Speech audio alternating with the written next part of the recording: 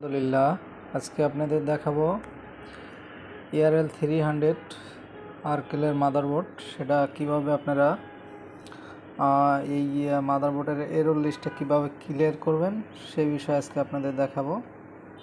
প্রথমে আমরা বাম পাশে বাটনটা চাপ দিয়ে ধরবো প্রোগ্রামে ঢোকার জন্য। এই যে ল্যাঙ্গুয়েজ চলে এসছে, আমরা ইংলিশ করলাম। পরে আমরা ডান পাশে বাটন চাপতে চাপতে যাব।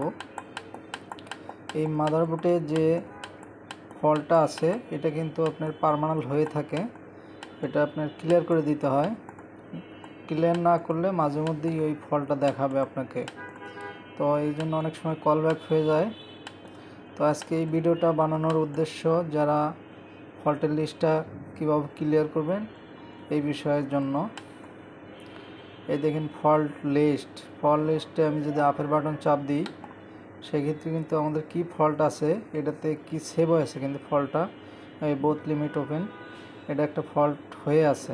তো আমি এই ফল্টটা এখন ক্লিয়ার করব কিভাবে, ডান পাশে বাটন আবার একটা চাপ দেব, দেখবে যে এখানে এরর ফল্ট লিস্ট লেখা আছে। আপের বাটন চাপ দেব, একটা আপের বাটন যখন আমি চাপ দেব তখন এখানে লেখা আছে ডাউন ইয়েস, মানে আমি যদি ডাউন বাটন চাপ দিই তাহলে এরর লিস্টটা ক্লিয়ার হয়ে যাবে। তো আমি এখন ইয়েস চাপ দিব, ডাউন বাটন চাপ দিব, চাপ দিলাম, এরর লিস্ট ক্লিয়ার হয়ে গেল। এখন আমি এন্টার বাটন চাপ দিব, দিয়ে এইভাবে প্রোগ্রাম থেকে বের হয়ে যাওয়ার জন্য এই যে এক্সিট ফ্রম মেনুতে যাব, আপের বাটন চাপ দিলে আমরা বের হয়ে যাব। বের হয়ে গেলাম।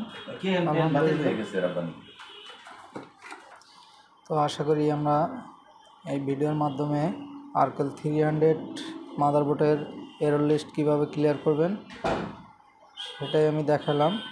তো আপনারা এরর লিস্টটা এইভাবে ক্লিয়ার করবেন, তাহলে আপনার মাদারবোর্ডের থেকে আর কোনো ফল্ট আসবে না। ধন্যবাদ সবাইকে। ভিডিওটা ভালো লাগলে লাইক শেয়ার কমেন্ট করবেন। ধন্যবাদ।